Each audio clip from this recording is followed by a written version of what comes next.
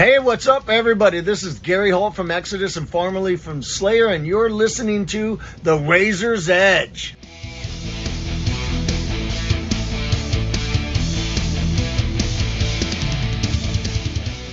This is Matt from The Razor's Edge. I am here at ArcTanGent Festival speaking to Jim from Silverburn. Hello, how you doing? I'm very well, how are you Good, today? yes, super good, thank you.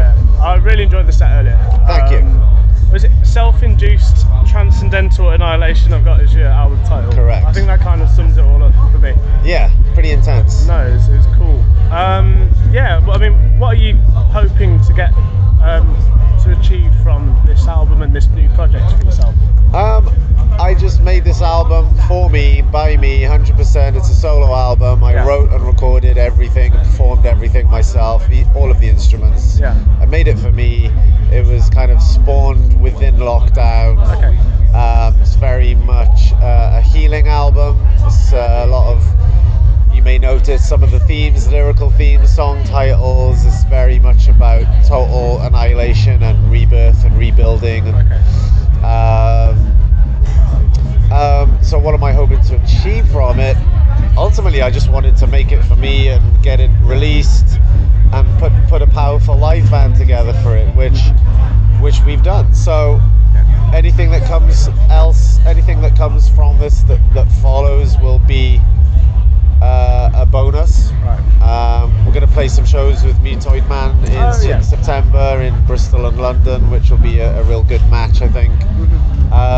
So yeah, we're open to touring and we're open to some more good shows and just see where it goes, see what unfolds. But yeah, I know that you'd been off stage for a little while after Heart came to a close. Yeah. A few years ago. Yeah. What kind of? I mean, I know what it was like during lockdown. I seem to have more time on my instrument than I ever had ever. But, Yeah. Was there anything that really sparked you to want to create audio again? I mean, yeah, I had like 2.5 years of not even touching an instrument whatsoever.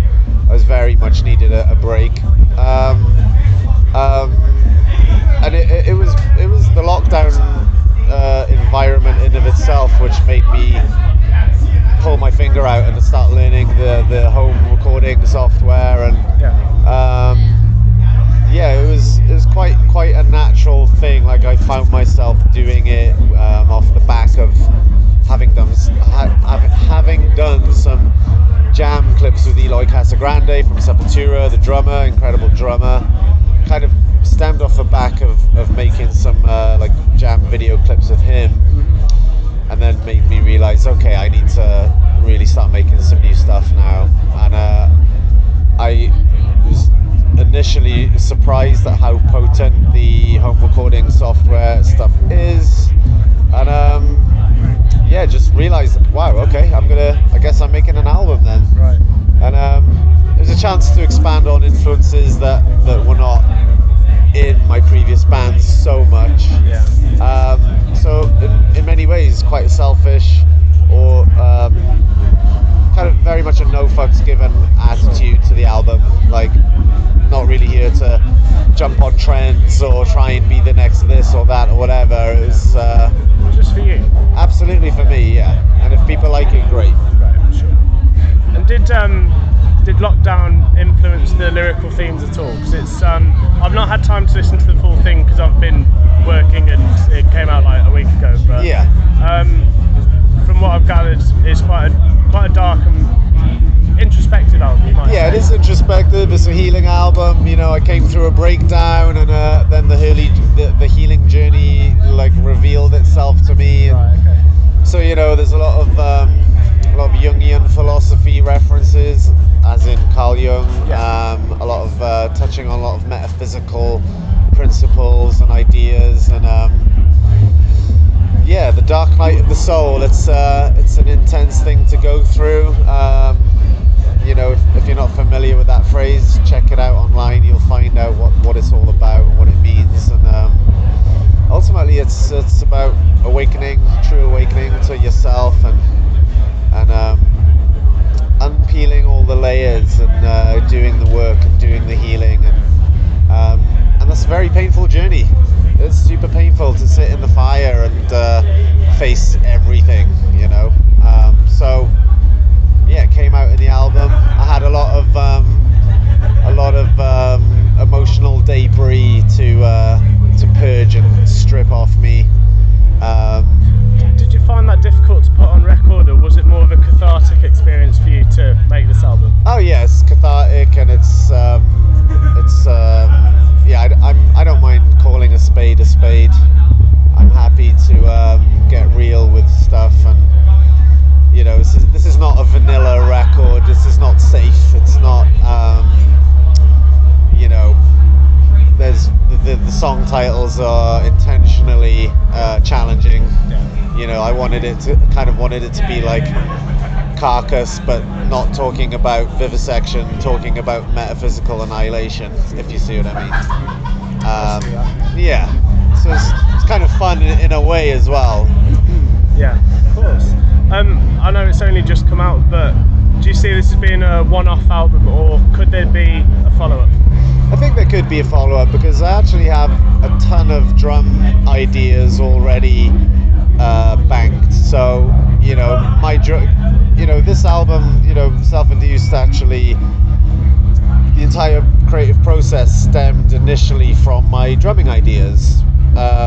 So, you know, I'll beatbox some drum rhythms into my phone recorder, then I'll use those as references, then I'll like live tap the drum beats into my software using my controller pads with my fingers and hands, very much organically constructed. That's interesting, because I mean, for me it's a lot more hardcore based than the last band. Yeah, sure. Is that perhaps because you're approaching it from a more percussion, rhythm-based perspective than maybe guitar and vocals as you would normally? Sure, to a point. I mean, I've always written quite rhythmically anyway, but I guess I started to realise just how much. As soon as I realised how much I could capture my inner drum ideas and create those initial demos, song demos, then it just revealed itself to me, you know, like, and it's no compromise. I didn't have to deal with another drummer. I didn't have to deal with someone whose ideas I thought maybe were not too interesting. And I realised I've got quite a vivid drumming imagination. Right. So yeah, no compromise, no fucks given, by me, for me. Sure. And yeah, I love drumming. I love drumming in of itself. So to do another album like this would be, I think it's likely, because as I say, I have a bunch of drum ideas already there to go. So, and it'll be another reason to evolve my physical drumming practice as well, which I love to do. It's so rewarding. I'm probably more interested in drummers than guitarists, you know. Was guitar your first instrument, or Yeah. Oh, right, okay. Yeah. So drums has come a little bit later on. Yeah, but then, you know, my mum put me on the kitchen floor when I was a kid with pots and pans, as a very tiny kid with pots and pans, before I even touched a guitar. So if you want to take it back that far, who knows? Yeah. Do you come from a musical family then, with your mum encouraging you to tap out some rhythms at an early age? I mean, yeah. I mean, you know, I grew up with Led Zeppelin albums around me, thanks to my dad, and you know, hip hop albums thanks to my cousin, and my mum did have an acoustic guitar laying around relatively early on as well. So no one else in my family really plays an instrument. Right. Okay. But there was obviously a musical aspect going on. I hear that. Yeah. We're at ArcTanGent at the moment. Is it your first time coming here? No, my previous band Hark played here twice. I visited once or twice as well. I also produce artwork for some of the merch. So I do have ties here, of course. But again, in terms of Silverburn playing here, I sent the demos to James of ArcTanGent. Yeah. And he actually just one song, and he loved it, and it was that plus a bit of trust which led to him booking us to play. So very grateful. You know, I feel like you know, I put a lot of attention to detail in this album, and I really went for as high a quality level as I could in every aspect. So I feel that having an invitation to play This Is Our Second Show is, on one hand, of course we're grateful for it, but on the other hand I feel like, well, when you put a lot of effort into something, then you may get a high quality invitation, such as playing ArcTanGent. So yeah. Well, I really enjoyed it, and Thank you. I hope to see you on the road sometime. Yeah. And I wanted to thank you for your time, Jim. Pleasure. It's been lovely to speak to you. Yeah, likewise. Cool. This has been Silverburn at ArcTanGent.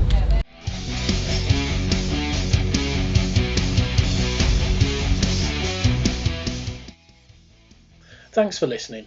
Make sure you keep up to date with future episodes by subscribing to our channels.